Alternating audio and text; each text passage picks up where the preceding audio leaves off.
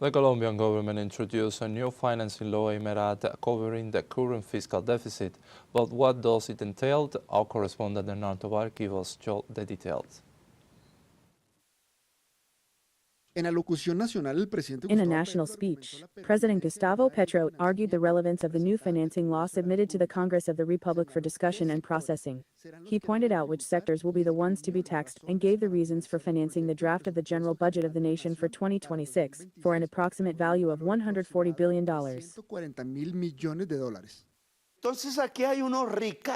So here are some rich people who do not know what to do with their money. They take the time, they take the Spectator to say that the tax reform is terrible, that now it is to individuals, well, it is to individuals, but those who take the money to tax havens, not to the poor worker. The banker's secretary pays more taxes than the banker, and that cannot be like that. In turn, the opposition sectors reject the proposal and have already announced their rejection before it reaches the economic commissions of the legislature. For individuals, they raise the rate up to 41%, 2/3 of their salary. If they earn a certain amount upwards, they go into the pockets of the state, financial institutions, and insurance companies. Income tax, 50% plus local taxes, that is almost expropriating the savings of Colombians, dividends for non-residents and foreign branches 30%.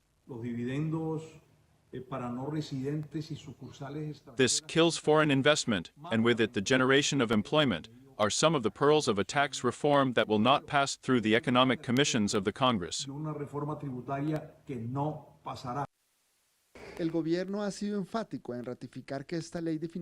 government has been emphatic in ratifying that this financing law does not touch the products of the family basket. Its implementation will be progressive and is aimed at individuals earning higher incomes and will implement a mechanism in favor of companies so as not to affect the country's economic growth. Will seek better mechanisms to control tax evasion. He also pointed out that the sectors that oppose this law use corporate lobbying to promote a legislative blockade with their allies.